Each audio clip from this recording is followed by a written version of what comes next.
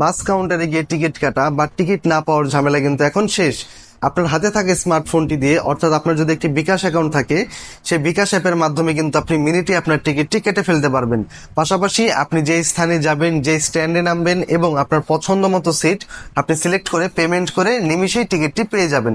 তো আজকে আমরা দেখব কিভাবে এই অ্যাপের মাধ্যমে আমাদের টিকিটটি বুক করব বা পেমেন্ট দিয়ে সম্পূর্ণ টিকিটটি আমরা পারচেস করব। তো আপনারা দেখুন কিভাবে টিকিটটি কাটতে হয়। আমি চলে যাচ্ছি আমার ফোনের স্ক্রিনে। তো সবার প্রথমে আমি আমার বিকাশের অ্যাপে ঢুকে যাচ্ছি। তো বিকাশের অ্যাপে ঢোকার পর একটু নিচে স্ক্রল করলে দেখতে পাবেন এখানে লেখা আছে যে আপনার টিকিট। তো আমরা এই টিকিট অপশনটিতে সিলেক্ট করলে এখান থেকে আমরা সিলেক্ট করবো আমাদের কোন টিকিট। যেহেতু আমরা বাস কাটবো সেজন্য আমরা বাস অপশনটিতে সিলেক্ট করে দিলাম। তো এখানে আপনার 4টা অপশন চলে এসেছে, বিডি টিকিটস, পরিবহন.com, সহজ টিকিট। তো আপনি যে কোনো একটা সিলেক্ট করে নিতে পারেন। তো আমরা বিডি টিকিট সিলেক্ট করে নিচ্ছি। বিডি টিকিটসে ক্লিক করলে এখানে ঠিক আছে অপশনটিতে ক্লিক করলেই আমাদের ভেতরের যে অপশনগুলো সেগুলো শো করবে। তো এরপর যখন আমাদের ভেতরের পেজে প্রবেশ করে ফেললো, তো এখানে দেখাচ্ছে যে গোয়িং ফ্রম, অর্থাৎ এখানে আমাদের সিলেক্ট করতে হবে যে আমরা কোন স্থান থেকে যাব। তো যেমন আমি যাব হচ্ছে ঢাকা থেকে, এর জন্য আমি এখানে উপরে সার্চ বারে ঢাকা লিখে দিচ্ছি। দেখতে পাচ্ছেন আপনার এখানে ঢাকা চলে এসেছে। তো আমি ঢাকা অপশনটি এখান থেকে সিলেক্ট করে দিচ্ছি। এবার আমি একইভাবে এখানে ডান পাশে লেখা আছে যে গোয়িং টু, অর্থাৎ আপনি কোন স্থানে যাবেন।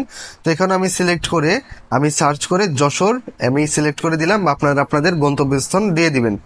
এরপর এখানে লেখা আছে যে জার্নি ডেট, আপনি কত তারিখের টিকিটটি কাটতে চান। তো এখানে আপনি সিলেক্ট করে আপনার ডেটটি বসিয়ে দিবেন। এরপর আপনি যদি রিটার্ন টিকিটও কাটতে চান, আপনি যেদিন চলে আসবেন, তাহলে আপনি সেখানেও এই রিটার্ন টিকিটও অপশনে সিলেক্ট করে আপনি একটা ডেট দিয়ে আপনি ডাবল টিকিট কেটে রাখতে পারেন।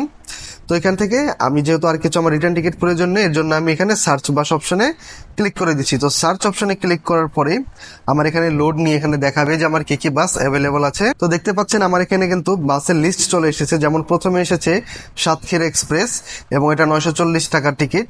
এরপর এসেছে সুন্দরবন এক্সপ্রেস 940 টাকা, শ্যামলী ট্রাভেলস এটা এসেছে 2000 টাকা, তারপরে গ্রিন সেন্ট মার্টিন এক্সপ্রেস 1800 টাকা।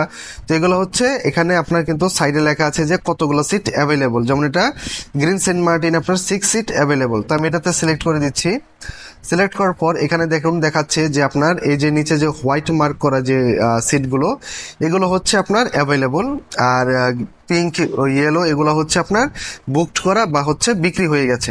তো হোয়াইট মার্ক থেকে আমরা যে কোনো একটি সিট আমরা এখান থেকে সিলেক্ট করে নিতে পারবো। আপনি যদি 2-3 জনের জন্য চান, সেক্ষেত্রে আপনি ডাবল ক্লিক করেও আপনি 2টা সিট বা 3টা সিট আপনি বুক করতে পারবেন। তো এখান থেকে যেমন আমি একটা সিট সিলেক্ট করে দিলাম যে সিট ফেয়ার 1800, অর্থাৎ আমার সিটের ভাড়া হচ্ছে 1800, সার্ভিস চার্জ 20 টাকা এবং PGW চার্জ 72 টাকা। টোটাল ডিসকাউন্ট দিয়েছে তার আবার 20 টাকা। তো টোটাল আমার এসেছে 1872 টাকাটা নেট অ্যামাউন্ট আমাকে পে করতে হবে। এরপর উপর এখানে দেখতে পাচ্ছেন যে বোর্ডিং পয়েন্ট, অর্থাৎ আপনি কোন স্থান থেকে উঠবেন ঢাকার। তো এখান থেকে আমরা সিলেক্ট করে দিলাম। সিলেক্ট করার পর এখানে দেখতে পাচ্ছেন যে আমাকে কিন্তু বিভিন্ন পয়েন্ট দেখা, যেমন গাবতলী, কল্যাণপুর, পান্থপথ, ফকিরপুল। তো এখানে আপনার যে যেখান থেকে আপনি উঠবেন, যে স্ট্যান্ড থেকে আপনার সুবিধা সেটি আপনি এখান থেকে সিলেক্ট করবেন। যেমন আমি এখান থেকে কল্যাণপুর সিলেক্ট করে দিলাম। এরপর আপনার ড্রপিং পয়েন্টও আপনি এখানে সিলেক্ট করবেন। তো এখানে একটাই অপশনই আছে যশোর নিউ মার্কেট। তো এটা ডিফল্টে এসেছে। আর নেক্সট ক্লিক করার পর এখানে দেখতে পাচ্ছেন যে আমাকে কিন্তু তারা একটি ইমেল আইডি এবং ফার্স্ট নেম এবং লাস্ট নেম এখানে দিতে বলছে। তো এবার আমি এখানে আমার ইমেল আইডিটি এবং ফার্স্ট নেম, লাস্ট নেম এবং এখানে জেন্ডার আমি সিলেক্ট করে এখানে প্রসিড অপশনে যদি দিয়ে দিই, তাহলে দেখতে পাবেন যে আমার এখানে তারা ডিটেলসটা পুনরায় একবার শো করছে কনফার্ম করার আগে, যে আপনি কোথা থেকে উঠবেন এবং হচ্ছে কয়টা বাজে আপনার গাড়ি ছাড়বে এবং আপনি কখন কোন স্থানে নামবেন, এবং নিচে আপনার বিলের যে অ্যামাউন্টটা সেটা শো করছে। এরপর আপনার যদি কোনো কুপন থাকে ডিসকাউন্ট, সেক্ষেত্রে আপনি এটা বসাতে পারেন। তারপরে অ্যাপ্লাই দিলে আপনার আরও ডিসকাউন্ট পাবেন। তো না থাকলে নাই। এরপর আমরা টিক মার্কে ক্লিক করে আমরা যদি নেক্সট দিয়ে দিই, তাহলে এখানে দেখবেন আপনার পেমেন্ট করার যে একটি উইন্ডো সেটা ওপেন হয়ে যাবে। এবার আমাদের এখানে বিকাশের অ্যামাউন্টটি শো করছে যে কত টাকা এখানে আমাদের পেমেন্ট করতে হবে। তো এখানে আপনাকে পিন দিয়ে জাস্ট এখানে প্রসিড দিয়ে দিলেই দেখবেন আপনাদের পেমেন্টটি কিন্তু হয়ে যাবে।